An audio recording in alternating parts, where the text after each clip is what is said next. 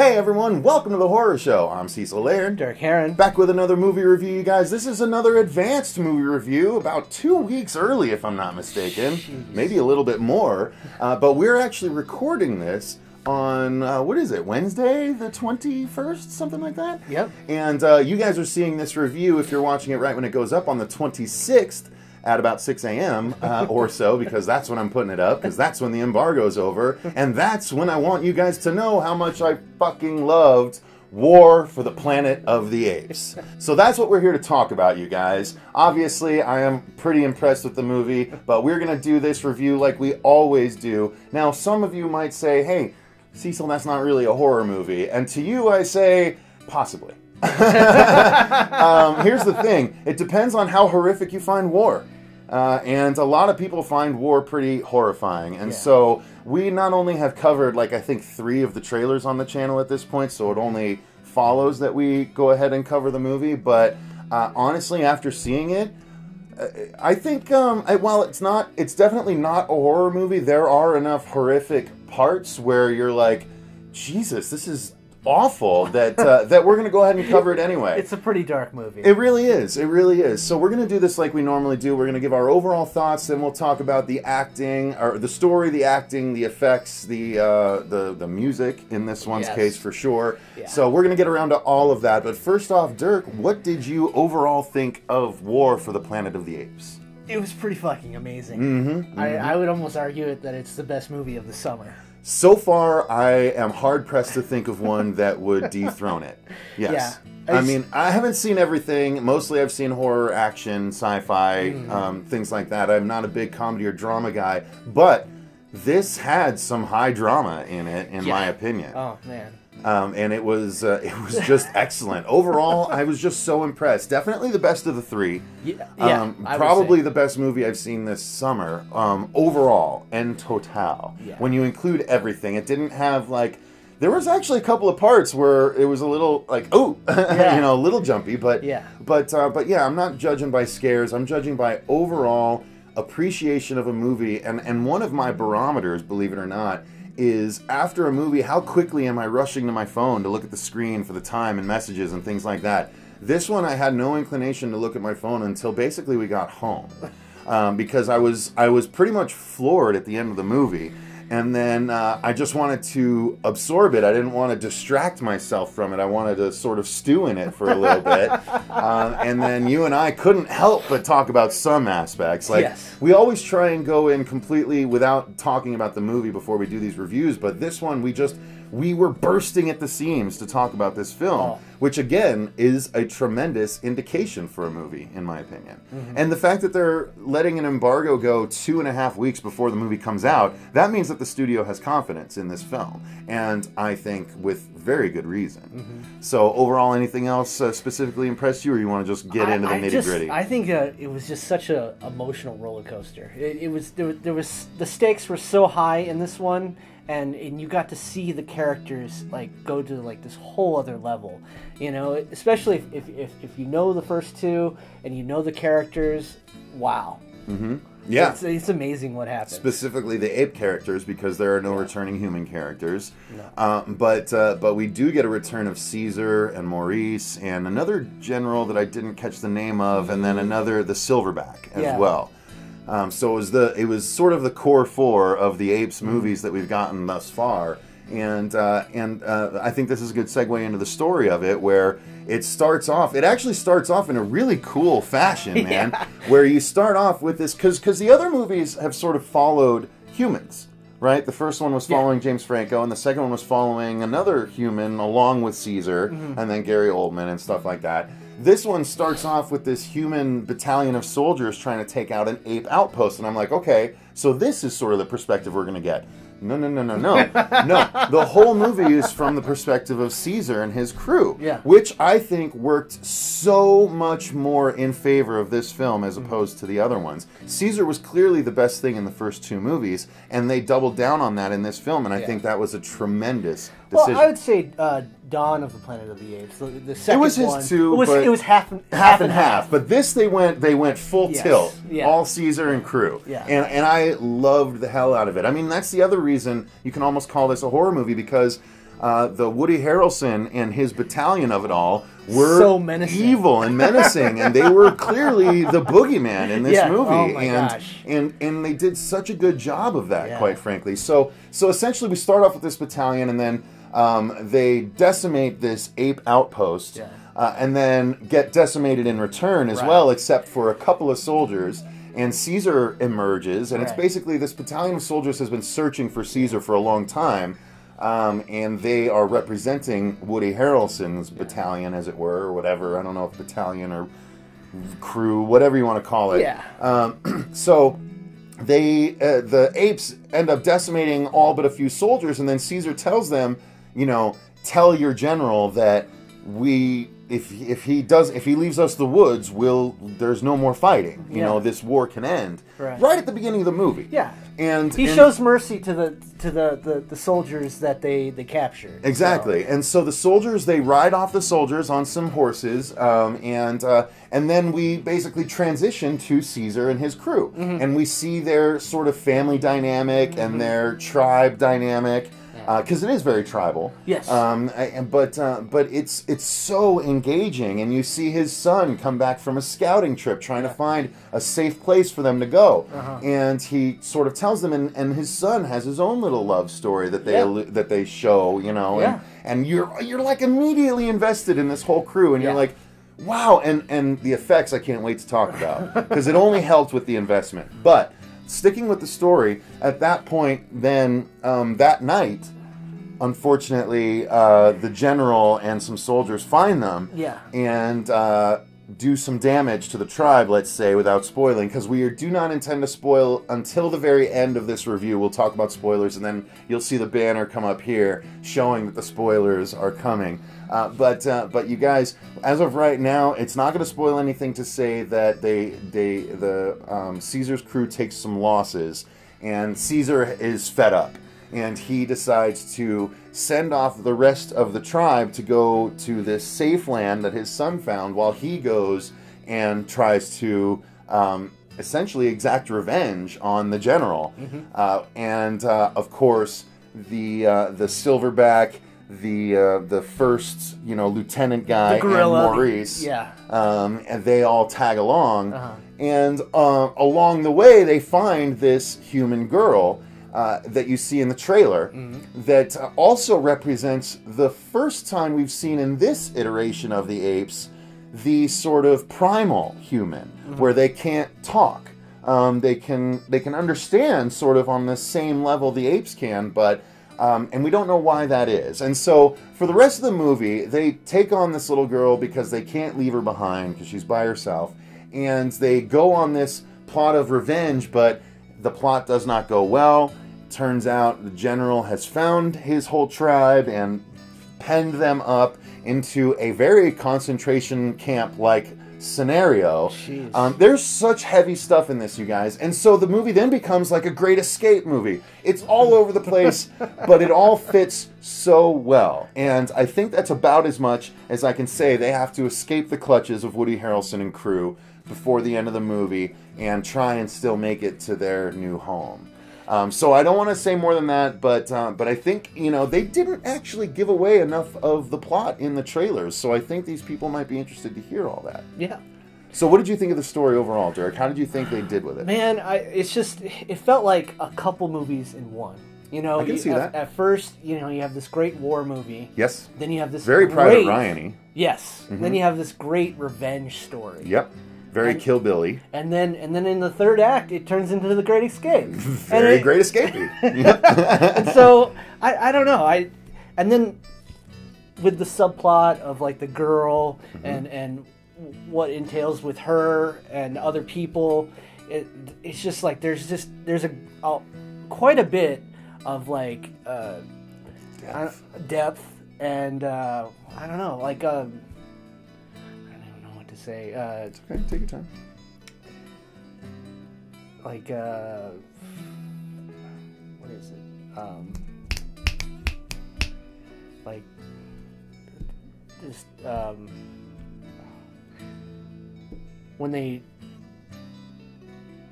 give you something else, like within the like red herring. No, like just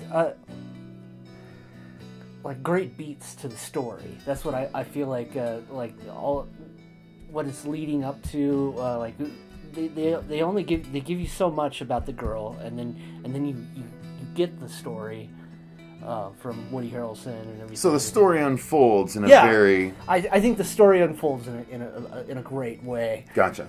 With all the different subplots that are kind of going I agree, on. it does. And it's really cool that it's interesting you say that, because I agree the story unfolds in a great way. It seems a generic way to put it, but sometimes it just doesn't happen that way, and I think what you maybe mean by it is that there's things that lead to other things in the movie that you're not anticipating. It keeps you on your toes. You don't necessarily know where the movie's going to go. You think it's going to be a straight revenge tale, and then all of a sudden it's a prison tale, and then like it unfolded in such a brilliant way that it didn't allow me to get bored. It was a 2.5 hour movie. Yeah. 2.5 hour movie, but it did not allow me to get bored, and I was invested the whole way. Well, I think that one way they did that was the lack of dialogue. Yes. Yeah, it was it was very visually driven. The movie version of Marvel's Nuff Said event, where all of the comics were done without dialogue. Yeah. And I actually really like movies that can get things across in a silent way. And there's a lot of subtitles to get the sign language of the apes across. Right. But you're like so keyed in, you're so wanting to read it that it doesn't matter at all. Like, because you want to like see them communicating, like because like you're not really sure what's kind of going on. Yeah. Unless you hear what these characters have to say to each other. You want to know the story. Yes. You don't want to miss a thing. Yes. Which is a great aspect to a movie. I mean, so many movies, especially 2.5 hour long movies, I find myself dozing at parts and being like, wow, they could have trimmed up this act or this part. I don't see exactly where I'd want to trim things from this. No. Because everything served a purpose. Right. All the time we spent with the family served a purpose. All the time we spent with them planning served a purpose. All the time with Caesar interacting with the general served a purpose. And it was so great. The slow parts needed to be there. They did. They were justified. Yes. Right? And that's so rare nowadays, it feels like. Yeah. Like it feels like they cram those moments into these long movies. Right. But it's like, you could have chopped so much of that out. Right. But this, I would be very hard pressed to say, you could snip that, you could snip that, you could snip that, because I enjoyed it all. Yeah. I really, really did. Yeah. So the story was amazing, but I think that leads us to the acting, which was, my God, I mean, it was so good from the apes. Yeah. And here's the thing, that it sort of ties in with the effects, but we'll get to the effects separately. But the Andy Serkis as Caesar was incredible. Whoever played Maurice was incredible. And then we got a new character. Right. Go ahead and talk about the new character, because I know how much you love the new character. He was the comical part of that movie. If you watch the second or the third trailer for this movie, you saw him. If you only watch the first, he's kind of like the bald ape. His name's Bad Ape in the movie. He calls himself that. He calls himself that. And but I think he was just like kind of the comedic part that needed He's the to be Woody there. Allen of apes. Well, yeah, because like neurotic, I think the movie's just so emotionally driven. It really is. And you needed those like subtle moments to kind of like get you out of like just how rough this movie is. Well, not only that, not only the subtle moments, but he very much sort of could be considered the comic relief too. Yeah. In the very intense third act of this movie, a lot of his moments were no, like it's like it gives the audience that break, and it's fun, and it's like you're just like, and they play it like he's almost like the Dobby, the house elf of this freaking thing. For you Harry Potter fans, he's so good. Definitely, he's so good. Even like he wears this like this zip up winter like vest. Yeah, it's so great. Well, he's another ape that can talk. Too. Yeah, he's he's the only other one that we know of outside of Caesar. Right.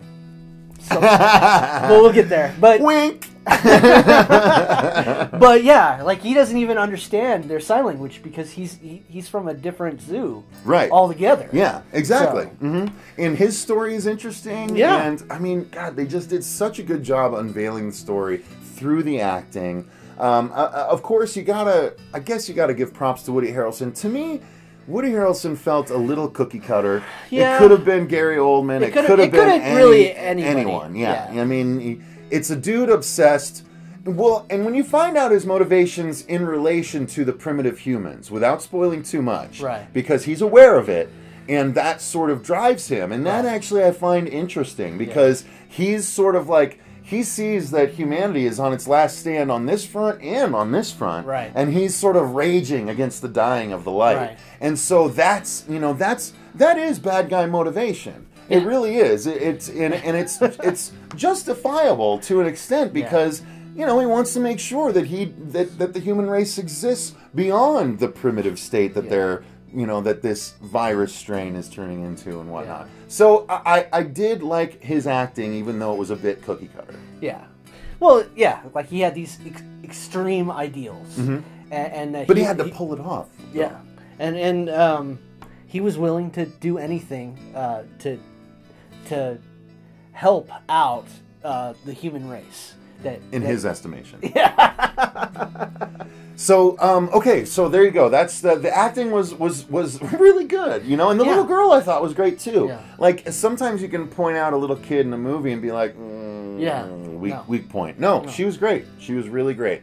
So moving on though, I think we absolutely have to talk about the effects. Yes.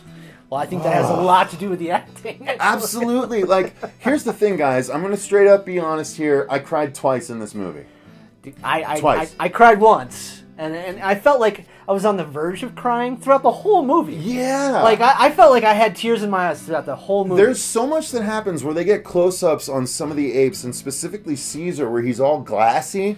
And it's just like, oh my God, I feel for these things so bad. Because you see how he's like holding back his emotion. He's just like, he's being a stoic leader. Like, he is, like, honestly, it's so amazing. He's up there with, like, some of the most classy, your Obi-Wans, your generals that you just get so attached to. For a more recent example, your not Calliope, but whatever Wonder Woman's aunt was in Wonder Woman. Yeah, that sort of sage sort of thing. Like, he is that. He's the Yoda, and so it's so cool to see that dynamic play out in this world. Yeah. So yeah, but it's only. I'm going to take a pause. But it's only absolutely enhanced by the effects, because without good ape effects, you just wouldn't care.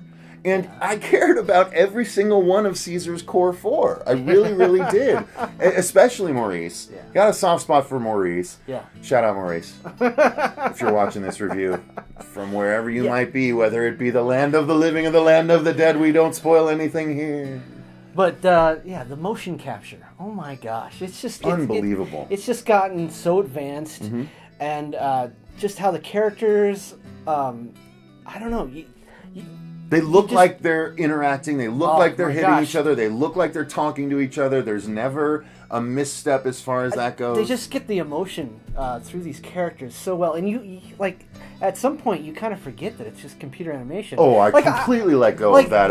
About 10 minutes in, it was gone. Like, some of the hair... I'm just like, it looks like guys in suits. It does. Well, and you could see Caesar's getting the gray, smatterings and stuff like that. And I'm like, dude, it's so real. It's so real. Especially Maurice. Maurice is amazing. Again, and here's one thing I had to mention to Dirk. Maurice has the smallest eyes of all of them, because he's an orangutan, right? And his eyes are really small, but they're so expressive. Oh my gosh. Through the whole movie. And he is the emotional core of Caesar's crew. As he has been through the whole movies. Because he gets introduced, he's in prison with Caesar. Like, that's the amazing thing. Like, this is the ape Beatles, like, they're off doing this thing, trying to be noble, left over from the first two movies, and you're just so into it. Well, I think also too that with Maurice, he was just so optimistic about humans throughout the whole trilogy. He's the most level, like, he is Lady Justice. He balances that line, he understands both sides, and he straddles it, and sort of is. Maybe he's the Yoda, you know what I mean? In a sense. Yeah, he creates the balance. He really does. Yeah. Because, Caesar is pushed to the level, like to a whole nother level in this movie. Yeah. And you're with him. Yeah. You're like, fucking mount up. Let's do it. You know what I mean? Yeah, I'm with you, C. Let's do this, bro. Yeah. But I think that Maurice tries to explain to him that, you know, like, you need to stay with your people, you know? And hard-headed general. He's just driven by revenge. So, but I love it. But they do it so well. Again, there's actually a little bit, and I know this is not going to ring for a lot of you guys that watch this, but we did a review recently on the channel for a movie called A Dark Song that is going to be hopefully getting a wider release very soon. But we saw it at the Phoenix Film Festival this year, and the whole movie was about a woman who was out to get revenge after a loss, and her having to make a decision at the end. And this is very parallel to it, and they did such an amazing job with it. I can't glow about it enough, quite frankly. It's just so surprising. But let's talk about the music. Oh my goodness. It built up the tension when it needed to be there. It was minimal at times, but like it gave so much more emotionally to the story, with just like the subtle piano parts and stuff like that. But then, like when there's war, the orchestra comes in. Yeah. It's so well done. It's so well done. It lends to every scene, and but you know, here's the thing. We, as guys that watch movies specifically with the idea to review, I hesitate to call us critics or reviewers, but as people that see movies regularly with an eye to review them, you know, we take notice of things like that. And I think it's of the level where people that aren't taking notice of that are still being affected by it. Right. There's a lot of movies where the music is just kind of there. Right. It doesn't really add or subtract or whatnot. It's just there. This definitely adds to the experience. Oh, yeah. There's just so many levels to this movie. Yeah. You know, and I think that it just all works together. And I think a lot of movies nowadays, they just forget that. They forget how much, like, emotion that they can put in the movie with their characters. Yeah. And well, they just skip over. They go to the action. They're like, we got to hit the beats. We got to hit the big money beats. Yeah. And it's like they just overlook the investment in the characters. Yeah. And that is what this movie has in spades, is character investment. Right. And it's like investment in characters created on a computer. It's like so awesome. It's really cool. I really dig that we're at this level now. Please go watch this movie. It's just so worth your time. We didn't see it in 3D, so if it gets released in 3D as well, I don't think it's necessary. It was extraordinarily effective without it. Yeah. And so maybe save yourself some money, or give it a try. Let us know how it was if you did. It was a beautiful movie. So. It was gorgeous. Again, the cinematography was amazing. Yeah. But I was so invested in the characters that I was like, yeah, cinematography, cool, but I want to know what happens. And one thing that I loved about all the war parts was that, you know, there was no shaky cam. Like, you could really see everything that was going on, and just the carnage of war. Yeah. And I don't think that they get that across in a lot of war movies. I agree. And like you said, after we watched it, after the credits started rolling, I can't wait to see Matt Reeves' vision of Batman. Oh my God. It's going to be so good. If this is what he can do, if this is the level he's at, I can't wait to see what he does in the Bat universe. Because, guys, War for the Planet of the Apes was amazing. And you owe it to yourself to go check it out, especially if you like the other two. Yeah. But if you haven't seen the other two, go watch them and then go watch this. Yeah. Do yourselves a favor. It's so worth it. Or go see this movie and then go watch the other two. Because I think you'd have more of an impact. Because honestly, I'm invested now. I watched the first one in 2011 or whatever when the first one came out. Yeah. Maybe 13, I don't know. But nonetheless, like, I was into it, and like, this was such a brilliant, fulfilling payoff for a trilogy. You just don't say that enough about movies, and this is one that I'm able to say it about, so I'm saying it's just so solid. It really solid is. Trilogy. It really is. Remember, guys, apes together, strong. Alright, so that's going to do it for our review of War for the Planet of the Apes.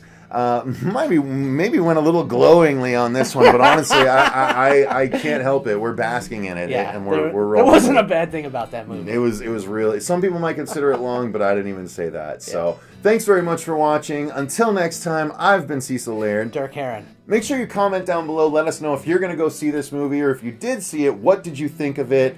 I guess you can go ahead and spoil since there was spoiler section in the review. But yeah, I'd love to know what you guys think of this, if you're excited about it or if you aren't excited about it, or if you did see it and you loved it or hated it. I want to know what you guys think. But until next time, remember, stay scared.